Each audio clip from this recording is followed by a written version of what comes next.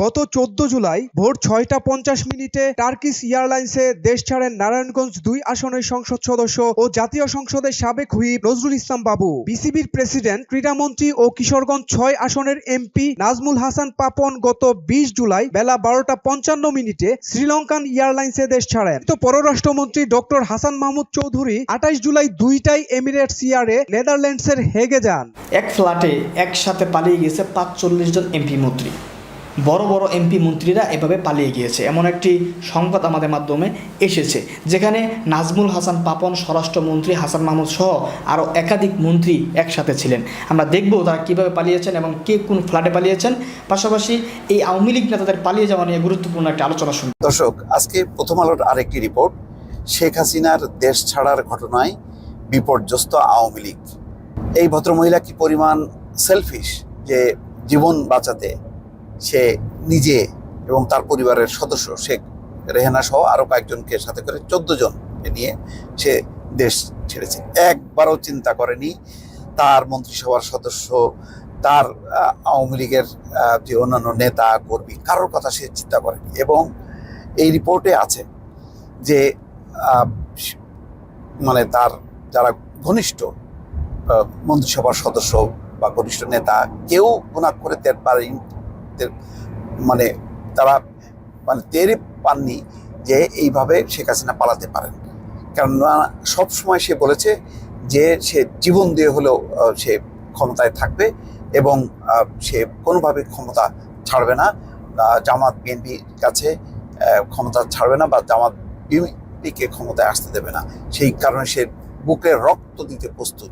এমন কথা বলে বলে তার নেতা কর্মীদেরকে এমনভাবে সে উদ্বুদ্ধ করেছে যে শেষ মুহূর্তে যখন কি হঠাৎ করে সে চলে যায়, তখন তার এই যে মন্ত্রীরা, তার অন্যান্য দলের শীর্ষ নেতারা এবং এমপিরা এখন তারা বিপর্যস্ত। এখন তারা পালিয়ে বেড়াচ্ছেন, আশ্রয় খুঁজছেন যে কিভাবে তারা তাদের জীবনটা রক্ষা করবেন। এই হচ্ছে শেখ হাসিনার নেতৃত্ব। অনেক বেশি বড়াই করতেন, আমি বঙ্গবন্ধুর কন্যা, হ্যাঁ, আমি কখনো মানুষের সাথে বেইমানি করব না। সে তার নিজের দলের সঙ্গে বেইমানি করে দেখিয়ে দিল যে সে তার নিজের জীবনটা শুধু রক্ষা করলো। ভারত তাকে এই সুযোগটা দিল যে শেখ হাসিনা যাতে পালিয়ে ভারতে আসতে পারে। এখন এই রিপোর্টে বলা হচ্ছে, জনরোষের মুখে শুধু পরিবারের সদস্যদের নিয়ে শেখ হাসিনার দেশ ছাড়ার ঘটনা মানতে পারছেন না আওয়ামী লীগের শীর্ষ পর্যায়ের নেতা ও মন্ত্রীরা। তারা বলছেন, তিনি দেশ ছেড়ে যদি যাবেনই, তাহলে শেষ মুহূর্তে দলের নেতা কর্মীদের কেন আন্দোলনকারীদের মুখোমুখি দাঁড় করালেন। সত্য তাই, একেবারে যখন নাকি ঢাকা দখল হয়ে যাচ্ছে তখনও সে উস্কানি দিচ্ছে যে সে প্রতিরোধ করবে এবং দলের নেতাদেরকে নির্দেশ দিচ্ছে। এবং আগের দিন যেই ব্লাডশেডটা হলো, আগের দিন, বিজয়ের আগের দিন, সে এটা দলকে নির্দেশ দিয়েছে সে যে যেভাবে প্রতিরোধ করতে হবে। তখন দলের নেতা কর্মীরা অস্ত্র শস্ত্র নিয়ে প্রতিরোধ করার চেষ্টা করেছে, পারেনি। তখনও বলেনি যে তোমরা এখন নিরাপদে চলে যাও, অথচ তখন তার বিদায়ের ঘন্টা বেজে গেছে। প্রধানমন্ত্রীর পদ থেকে পদত্যাগ করে শেখ হাসিনা দেশ ছেড়ে চলে যাওয়ার পর তার মন্ত্রিসভার 6 জন সদস্য, কেন্দ্রীয় কমিটির 5 নেতার সঙ্গে ফোনে কথা হয়। তারা জানান, শেখ হাসিনা সোমবারই দেশ ছাড়বেন এটা ঘুণাক্ষরেও বুঝতে পারেননি। এছাড়া তিনি পদত্যাগ করতে পারেন এমন কোনো ইঙ্গিতও দেননি। শেখ হাসিনা দেশ ছাড়বেন দুপুরের দিকে বিভিন্ন মাধ্যম থেকে এমন খবর শোনার পর মন্ত্রিসভার সদস্য, দলের নেতা কর্মীরা অনেকটা হতবিহ্বল হয়ে পড়েন। এরপর মন্ত্রিসভার অধিকাংশ সদস্য নেতা কর্মী নিরাপদ আশ্রয় খুঁজতে থাকেন। অবশ্য পরিস্থিতির কারণে 2-1 রোববার রাতে ও গতকাল সকালে দেশ ছেড়েছেন। পরিবারের সদস্যদের আগেই দেশের বাইরে পাঠিয়ে দিয়েছেন। সংশ্লিষ্ট সূত্র জানায় যে সড়ক পরিবহন মন্ত্রী ওবায়দুল কাদের, বস্ত্র পাট মন্ত্রী জাহাঙ্গীর কবির নানক, পররাষ্ট্রমন্ত্রী হাসান মাহমুদ, স্বরাষ্ট্রমন্ত্রী আসাদুজ্জামান খান কামাল, শিক্ষামন্ত্রী মহিবুল হাসান ও তথ্য প্রতিমন্ত্রী মোহাম্মদ আরাফাত, পানি সম্পদ মন্ত্রী আব্দুর রহমান সহ বেশিরভাগ মন্ত্রী ও কেন্দ্রীয় নেতা দেশেই ছিলেন। গতকাল সন্ধ্যার পর কারো কারো মুঠোফোন খোলা ছিল, তবে বিকেলের দিকে ওবায়দুল কাদের, জাহাঙ্গীর কবির সহ অনেকের ফোন বন্ধ পাওয়া যায়। তারা হয় নিরাপদ আশ্রয় চলে গেছেন অথবা বিদেশে যাওয়ার চেষ্টায় ছিলেন। জাতীয় সংসদের স্পিকার শিরিন শারমিন চৌধুরী সংসদ এলাকাতেই গতকাল দুপুর পর্যন্ত ছিলেন বলে সংসদ সচিবালয় সূত্র জানা গেছে। এরপর তিনি কোথায় গেছেন তা কেউ বলতে পারে না। বিকেলের পর তার মুঠোফোন বন্ধ। মন্ত্রিসভার সদস্য কেন্দ্রীয় নেতারা জানান, জনরোষের মুখে সবাইকে রেখে শেখ হাসিনার দেশ ছাড়ার ঘটনায় তারা হতাশ, বিপর্যস্ত এবং ভেঙে পড়েছেন। তারা মনে করেন শেখ হাসিনার একের পর এক ভুল সিদ্ধান্ত এবং জেদের কারণে দল ও নেতাকর্মীরা বিপদে পড়েছেন। তিনি নিজের পরিবারের সদস্যদের নিরাপত্তা নিশ্চিত করলেও অন্যদের রেখে গেছেন বিপদে।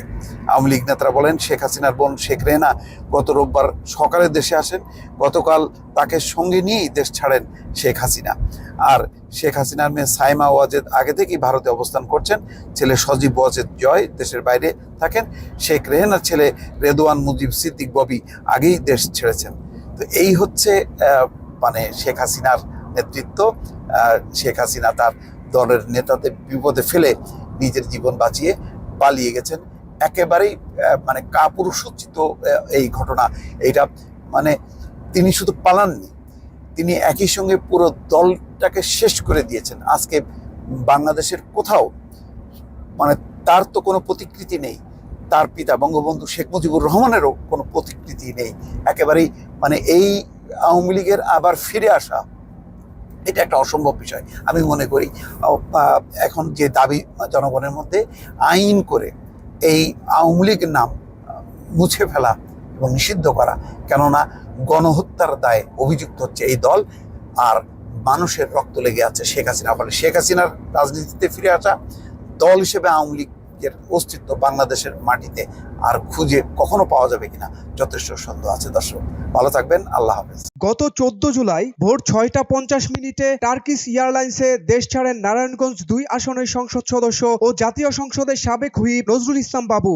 ওই দিন বেলা 2টায় থাই এয়ারওয়েজের TG322 ফ্লাইটে ব্যাংকক যান কুষ্টিয়া 2 আসনের সংসদ সদস্য মোহাম্মদ কামরুল আরেফিন। একই বিমানে ব্যাংককের উদ্দেশ্যে পালিয়ে যান সাবেক স্বাস্থ্যমন্ত্রী ও মানিকগঞ্জ 2 আসনের সংসদ সদস্য দেওয়ান জাহিদ আহমেদ মালেক। 15 জুলাই রাত 12টা 17 সিঙ্গাপুর এয়ারলাইন্সের SQ447 ফ্লাইটে সিঙ্গাপুরের উদ্দেশ্যে দেশ ছাড়েন ফরিদপুর 4 আসনের সংসদ সদস্য মুজিবুর রহমান চৌধুরী নিক্সন। একই ফ্লাইটে আরও পালান দিনাজপুর 6 আসনের শিবলি সাদিক, টাঙ্গাইল 5 আসনের মোহাম্মদ সানোয়ার হোসেন ও নাটোর 2 আসনের সংসদ সদস্য শফিকুল ইসলাম শিমুল।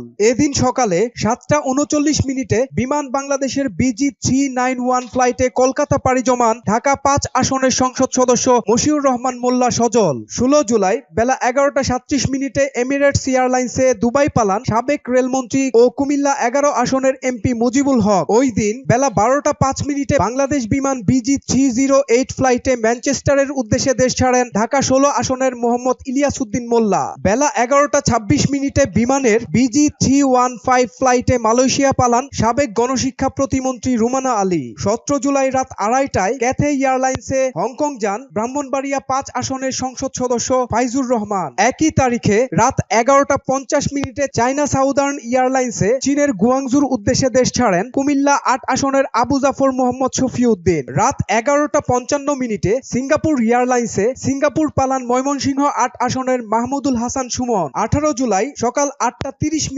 বাংলাদেশ বিমানের BG584 ফ্লাইটে সিঙ্গাপুরে পলায়ন করেন সাতক্ষীরা 3 আসনের MP ও সাবেক স্বাস্থ্যমন্ত্রী AFM রুহুল হক। বিসিবির প্রেসিডেন্ট, ক্রীড়ামন্ত্রী ও কিশোরগঞ্জ 6 আসনের MP নাজমুল হাসান পাপন গত 20 জুলাই বেলা 12টা 55 শ্রীলঙ্কান এয়ারলাইন্সে দেশ ছাড়েন। 25 জুলাই বেলা 12টা 10 ব্যাংককের উদ্দেশ্যে দেশ ছাড়েন কুমিল্লা 5 আসনের MP AM তাহের। ওই দিন দুপুর 1টা 55 ব্যাংককে যান ময়মনসিংহ 7 আসনের ABM আনিসুজ্জামান। বিকাল 6টা 10 এমিরেটস এয়ারলাইন্সে করে কানাডার উদ্দেশ্যে দেশ ছাড়েন সংরক্ষিত নারী আসনের নীলুফার আঞ্জুম। সন্ধ্যা 7টা 48 এমিরেটস এয়ারলাইন্সে করে কানাডা পালান অর্থ প্রতিমন্ত্রী ওয়াসিকা আয়েশা খান। 26 জুলাই ভোর 5টা 20 কাতার এয়ারলাইন্সে গ্রিসে পালান কুমিল্লা 4 আসনের আবুল কালাম আজাদ। সাবেক উপমন্ত্রী আব্দুল্লাহ আল ইসলাম জ্যাকব 27 জুলাই সন্ধ্যা 7:30টায় এমিরেটস এয়ারের EK587 ফ্লাইটে দুবাইয়ের উদ্দেশ্যে দেশ ত্যাগ করেন। আলোচিত পররাষ্ট্রমন্ত্রী ডক্টর হাসান মাহমুদ চৌধুরী 28 জুলাই 2টায় এমিরেটস এয়ারে নেদারল্যান্ডসের হেগে যান। তিনি আবার শুক্রবার ৩ আগস্ট ফেরত আসেন বলে সূত্র জানায়। গতকাল হযরত শাহজালাল বিমানবন্দর দিয়ে দেশ ত্যাগের সময় তাকে আটক করা হয় বলে কোনো সংবাদ মাধ্যমে খবর আসে। ওই দিন রাত 10:30টায় ইউএস বাংলার BS-307 ফ্লাইটে সিঙ্গাপুরে যান কুমিল্লা ৩ আসনের সংসদ সদস্য জাহাঙ্গীর আলম। 29 জুলাই বেলা 11:10 এমিরেটসে তেহরান যান সাবেক বাণিজ্য প্রতিমন্ত্রী আহসানুল ইসলাম টিটু।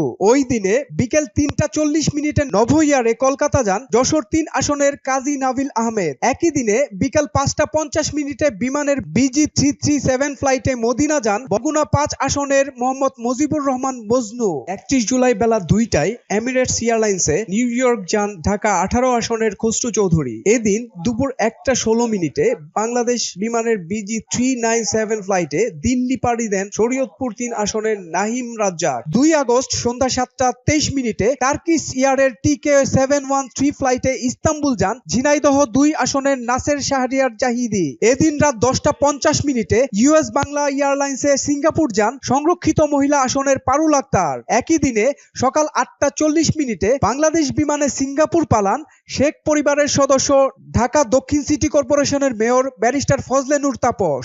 এদিন সকাল 10:16 ভিস্টারা এয়ারে দেশ ছাড়েন জাতীয় পার্টির নেতা ঢাকা 4 আসনের সাবেক এমপি সৈয়দ আবু হোসেন বাবলা।